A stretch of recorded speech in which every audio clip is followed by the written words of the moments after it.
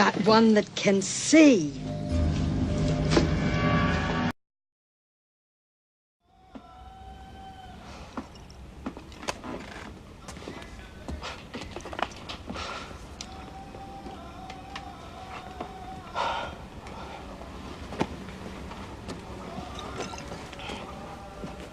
You giving him that money back. You won't take it back. Fuck you talking? You better get his shit back to him.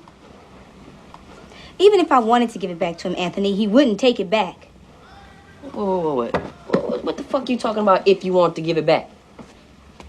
Nah. Fuck that shit. You forgotten? You just lost your damn job.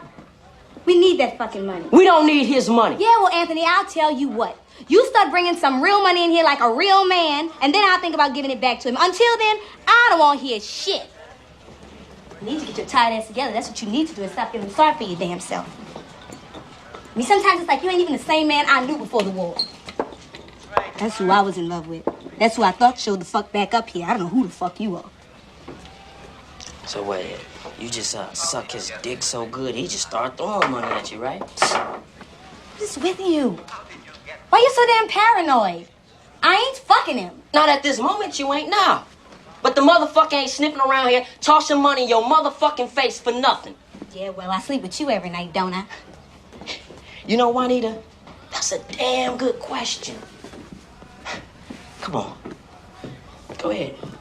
Admit this shit, man. Be honest. You fucking him, right? That's what you want here, Anthony? Uh-huh. That's what you want here? Yeah.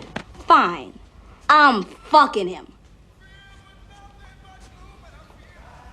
So, whose baby is that?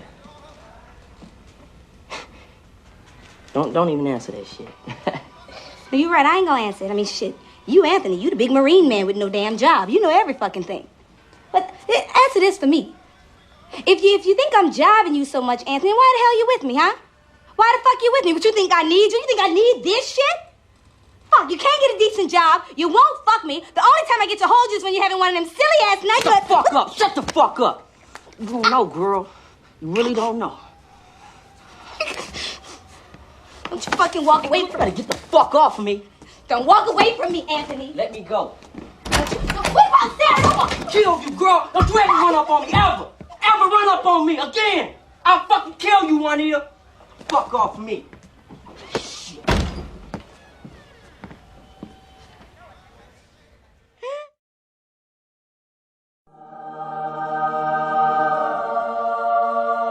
Who can find a virtuous woman? For her price is far above rubies. The heart of her husband doth safely trust in her, so that he shall have no need of spoil. She will do him good and not evil all the days of her life. So what I'm going to go over real brief right now is what the attributes are of the good black woman. Since she's not on television, we may not recognize her. Okay. Now, the good black woman has 7 attributes, and then I'm going to explain to you how to utilize those in your day-to-day life. The good black woman has self-discipline, courteousness, cheerfulness, self-respect, intelligence, cleanliness, and love. Now, we've heard that terminology. You know, it's like one of those where they tell you pull yourself up by your own bootstraps. What do that mean? You know, how can I make that functional in my day-to-day life to benefit me as a practice? It sounds like all theory. Where's the practicum? What do I do? The good black woman has self-discipline. That's self-control. Let me make that real for you, sisters. We can start with our mouth. The good black woman can control her mouth. She don't have to say everything that comes up. It's okay if he get the last word sometime. You know. She don't cuss in public.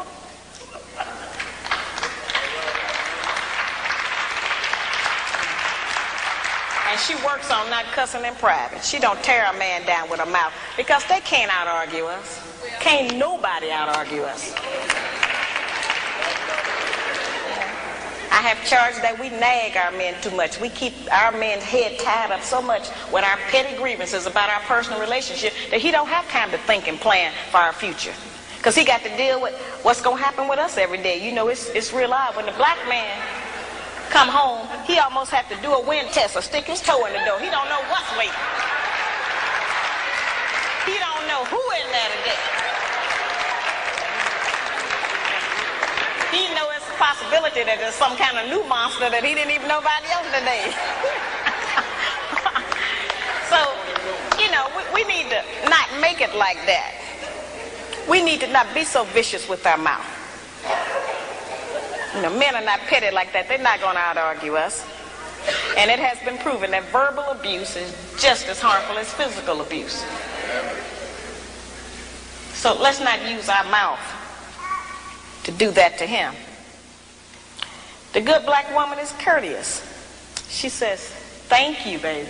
I appreciate you doing that. I appreciate every effort you make. Try harder. I'm going to work with you. Thank you. I know you did your best. Now that's a whole new language.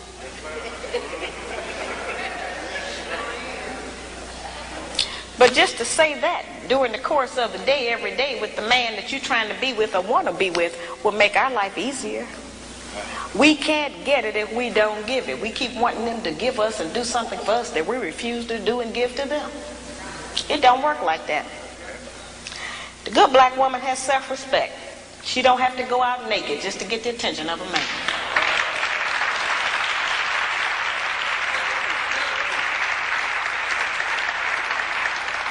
I have sisters all over the country, and they come up to me after the lectures, and they'll be talking to me, and they'll say, well, you know, all he think about is sex. All he think about is my body. I say, why don't you show him something else? And then here's the really good one. They'll come up and they'll have on a weave. They have on false eyelashes, another whole face, false fingernails, and all of that. And then they'll say, but I'm looking for a real man.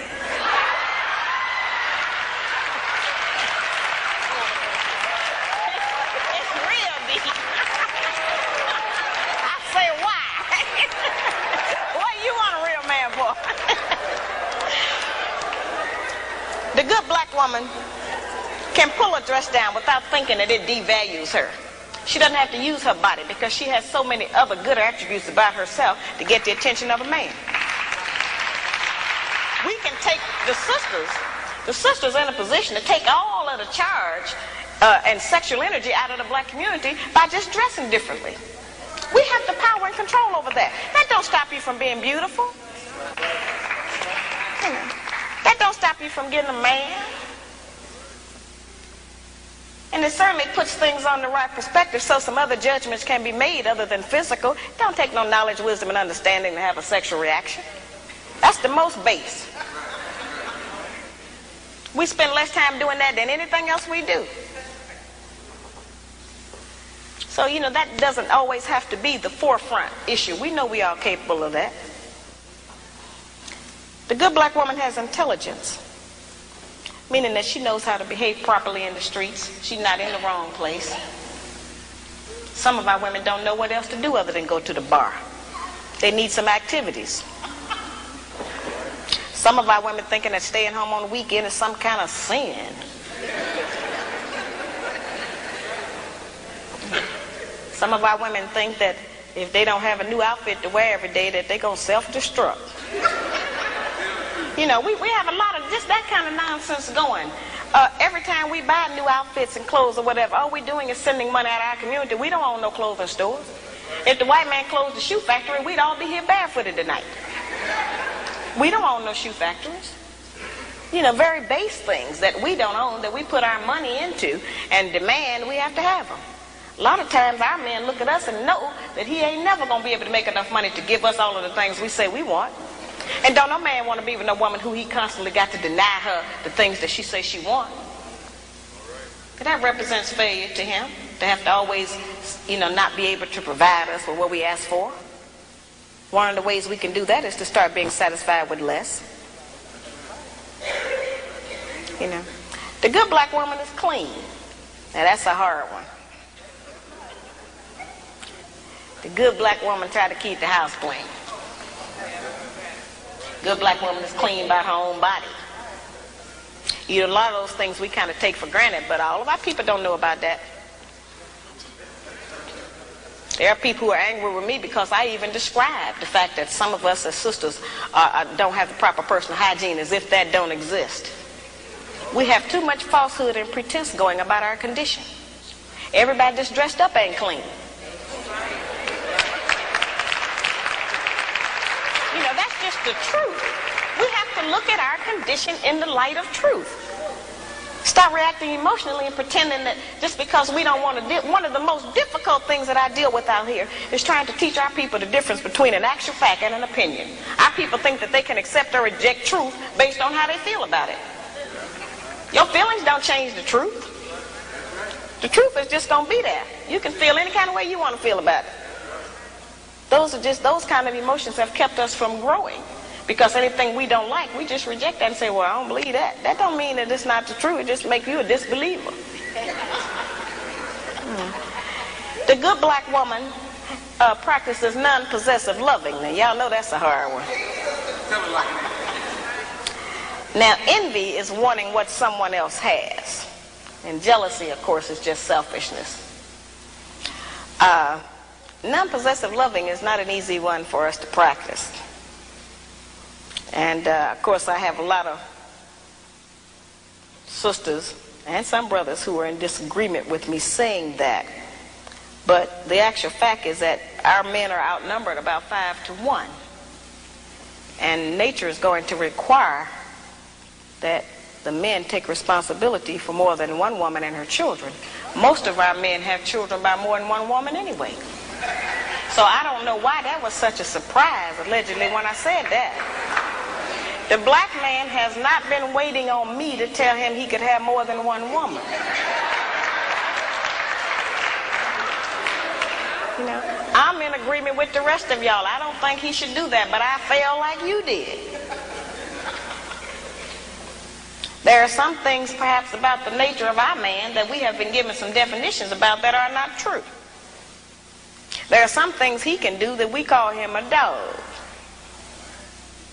We do not have the same capabilities as a man. I am not talking about fornication and adultery. That's something else. I'm talking about actual responsibility of fatherhood and husbandhood of another family. That's quite different from fornication and adultery. We don't have the same capabilities of them. That's right. A man can have 2 homes, 2 sets of in-laws. He can eat dinner at 2 houses, 2 sets of children, 2 garages, 2 separate sets of friends attached to that woman. He can have all of that. We can't do that. We can't cook dinner at 2 houses. We can't sleep with one man 4 nights a week and another one 3. Ain't no man gonna agree with that. We can't have one set of children we leave in one place and go and stay in another place and take care of another set. It doesn't work for us. I'm talking about just taking responsibility for your children. Now, certainly every man can't take financial responsibility for all of his children. He can do something. But a man who is spending time with a child is going to do something for it. Because then they'll find out what we have since we've been taking care of them by ourselves. You don't like to always say, no, I can't do it. No, I ain't got it. So the children will make you get it up. You spend some time with it. You know, that's an important thing. The effectiveness of the principles that I just described, their usefulness has not diminished just because modern opinion has changed about them. There is not a black man in this room who does not still enjoy it if his woman bake him a cake. Well, our young daughters are being raised and taught that that's old style and that's out of fashion. We are not making those rules. Somebody else is, and they're imposing them on us and making us think that we have to qualify under them.